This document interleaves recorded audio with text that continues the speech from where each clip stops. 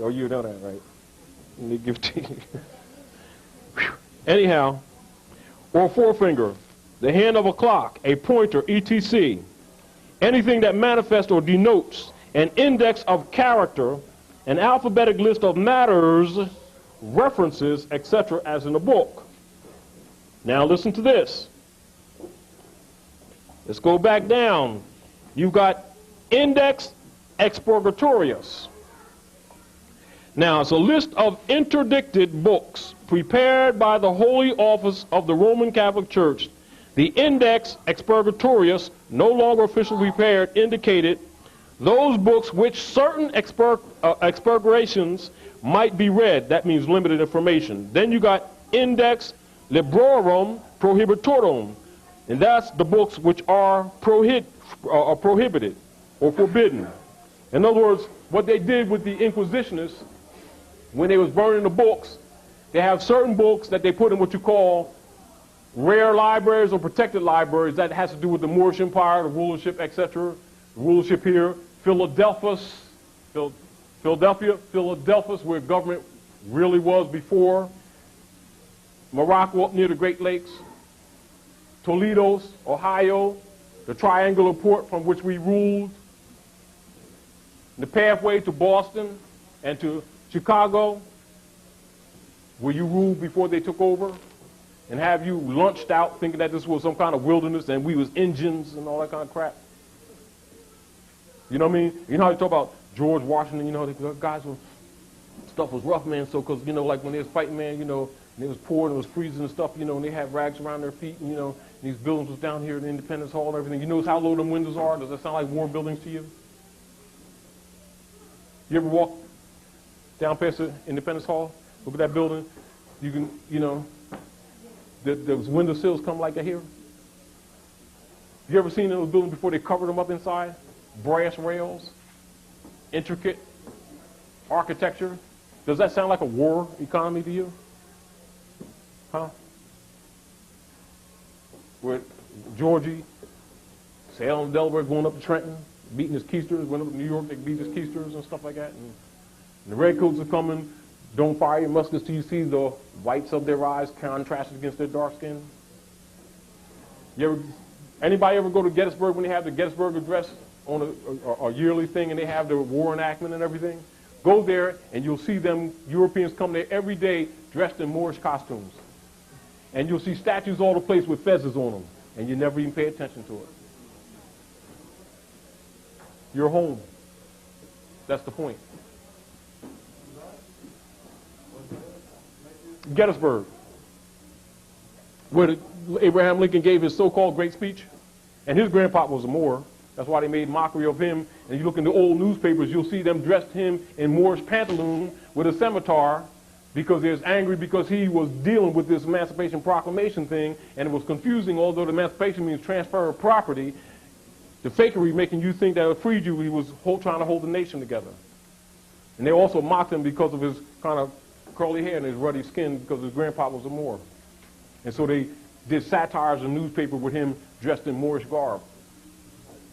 But of course, we don't go into archives and look at stuff like that, do we? Do you understand what I'm saying? That's also why they killed him. Because they figured he was tricking them, you know, and really emancipating the Moors. He was really emancipating the European sons and then trying to bring peace. But it was up to Moors to emancipate themselves. But what he was trying to do is save the Union. You understand what I'm saying? And so a lot of us look at that history as their history. That's your history too. There's nothing that happens here that's not your history. This is your land, this is your government, and what they did, trade places and took over when they were actually the subordinate party. All right?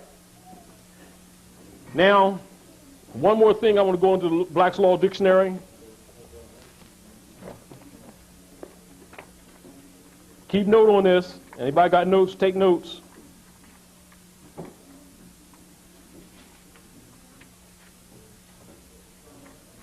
Remember, this is concept of mind. This has to do with suits because this is concept of mind of how you must be thinking.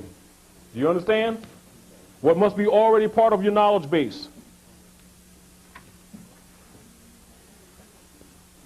Free white persons. Are we hearing?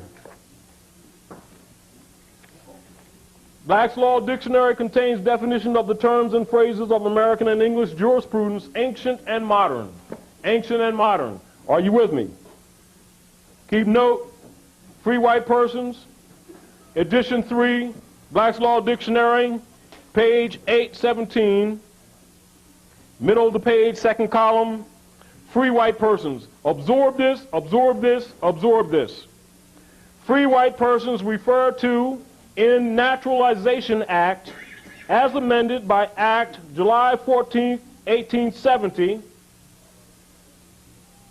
has meaning naturally given to it when used in 1 Statute 103(c)(3), meaning all persons belonging to the European races then commonly counted as white, and their descendants, including such descendants in other countries to which they have immigrated.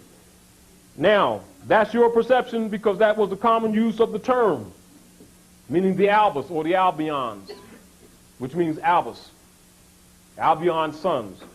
And even called parts of the land, particularly over in the Washington State area, New Albion, when we colonized them in certain areas. Now, but that is not what it means. And this is here to clarify it for you.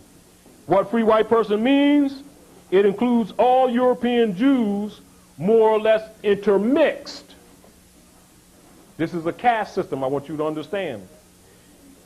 It includes all European Jews more or less intermixed with peoples of Celtic, and Celtics is Moors, in case you didn't know that, Scandinavian, Teutonic, Iberian, Moors again, Latin, Moors again, Greek, and Slavic descent. It includes Magyars, Lapps, and Finns, and the Basques and Albanians.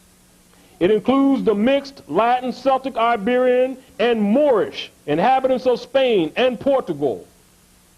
The mixed Greek, Latin, Phoenicians, Moors again, and North African inhabitants of Sicily, Moors again, and the mixed Slav and Tartar inhabitants of South Russia, Red Russians, Moors. It does not mean Caucasian race. Do you hear me? This is law book. It does not mean Caucasian race. It does not mean Aryan race.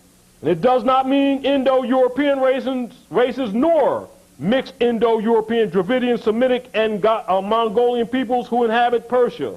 This is law case here.